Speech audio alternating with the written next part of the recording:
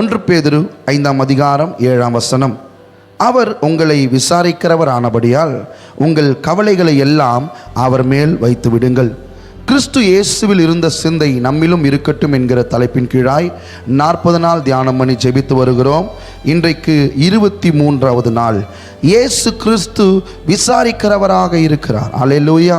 இயேசு கிறிஸ்து விசாரிக்கிறார். கவலைகளை எல்லாம் அவர் மேல் வைத்து விடுங்கள் என்று சொல்லும்போது, கவலைக்கென்று நிறம் இருக்கிறதா அல்லது வெயிட் இருக்கிறதா என்று கேட்டால் இல்லை. உங்களிடத்தில் எப்படி காணிக்கை வாங்குகிறோம், அந்த காணிக்கை வாங்குறது போல கவலையை வாங்கி கொள்ள முடியுமா என்றால் முடியாது. எப்படி கவலையை வாங்கி கொள்ள முடியும்? ஒருவரை ஒருவர் விசாரிப்பதினால். இயேசு கிறிஸ்து நம்மை விசாரிக்கிறார். நம்மை விசாரிப்பதனால் நாம் அவரிடத்தில் நம்முடைய கவலைகளை சொல்லும்போது அது நம்மை விட்டு போய்விடுகிறது. அவருடைய சமாதானம் நம்மை மூடுகிறது. அல்லேலூயா.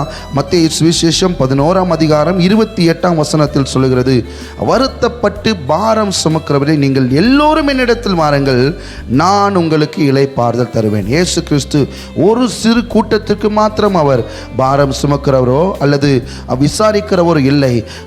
திரளான ஜகன் எல்லாரையும் அவர் சொல்றது, எல்லோரும் வருத்தப்பட்டு பாரம் சுமக்கிறையா, கவலைப்படுகிறாயா, என்னிடத்தில் வா, நான் உனக்கு இளைப்பாறுதல் தருவேன் என்று இயேசு கிறிஸ்து அந்த நாட்களிலேயே சொன்னார். இன்றும் அவர் அப்படியே சொல்லி கொண்டிருக்கிறார். அல்லேலூயா. மார்க்கு சுவிசேஷம் 10:47-52 வரைக்கும் ஒரு காரியம் இங்கு இருக்கிறது. பர்த்திமேயு என்கிற ஒரு குருடன் இயேசு கிறிஸ்து வருகிறார் என்று கேள்விப்பட்டு சத்தமிட்டு கூப்பிடுகிறான். யாரும் அவரை கூப்பிடக்கூடாது என்று அதட்டும் போதும் இன்னும் அதிக சத்தமிட்டு கூப்பிடும்போது இயேசு கிறிஸ்து நின்று அவனை அழைத்து வர சொல்லுகிறார். இயேசு கிறிஸ்துவுக்கு அவனை பார்த்த உடனே அவன் குருடனாக இருக்கிறான். அவருக்கு என்ன தேவை என்று தெரியும். ஆனாலும் விசாரிக்கிறார், நான் உனக்கு என்ன செய்ய வேண்டும்.